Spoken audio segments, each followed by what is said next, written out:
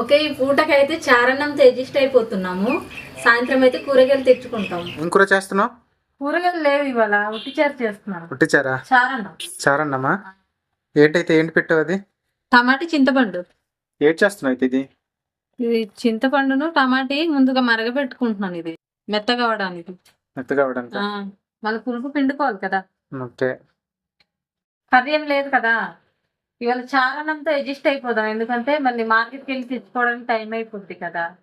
అందుకని తర్వాత ఈ చారణం తినేసి వెళ్ళి మార్కెట్కి వెళ్ళి కూరగాయలు తెచ్చుకుందాం తర్వాత. ఓకే, సో త్వరగా అయితే ఈ చారు అయితే చేసేయి, తినేసి వెళ్ళిపోదామా? వేడిగా ఉంది కదా, పండు చల్లనీళ్ళు పోస్తానే కాస్త పిండుకోవడానికి. చేయి కాలుతుంది కదా మరి.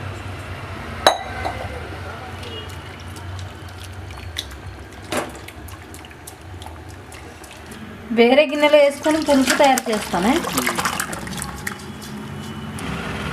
ఇలా బాగా పిండేసుకుని రసాన్ని వేరు చేస్తానే.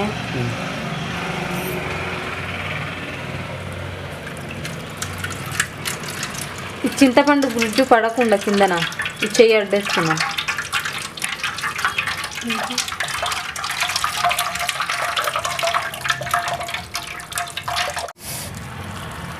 రెండోసారి అయితే వాటర్ వేసుకొని మళ్ళీ ఇంకోసారి రసాన్ని ఇలాగైతే వేరు చేసుకుందాం. పిండేసుకొని చింతపండు పిండేసుకొని రసాన్ని అయితే వేరు చేద్దాం.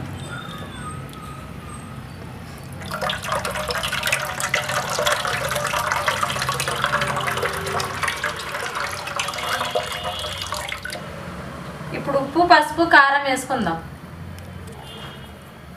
కారం వేసుకుంటున్నాను, పసుపు.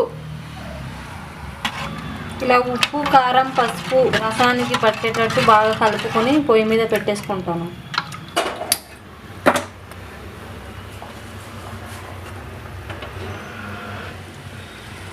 ఇప్పుడు చారు అయితే ఒక 10 నిమిషాలు మరగని. ఓకే, రసం అయితే మరిగిపోయింది. ఇప్పుడు పోపు అయితే తయారు చేసుకుంటాను.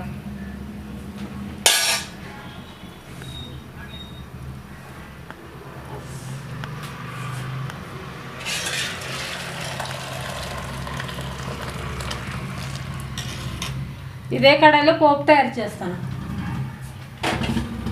కాస్త ఆవాలు, దంచుకున్న వెల్లుల్లి రెబ్బలు, ఒక 2 ఎండుమిర్చి, కోసి పెట్టుకున్న ఉల్లిపాయలు,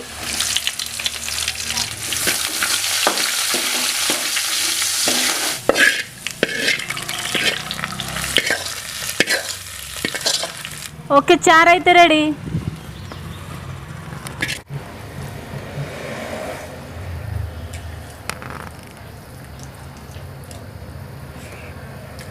అబ్బా సూపర్.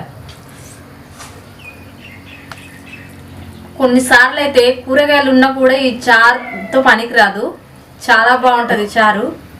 కూర అన్నం తిన్నా వేస్ట్, ఈ చారు అన్నంతో తింటే చాలా హాయిగా ఉంటుంది. ఓకే ఫ్రెండ్స్, ఉంటామైతే బాయ్.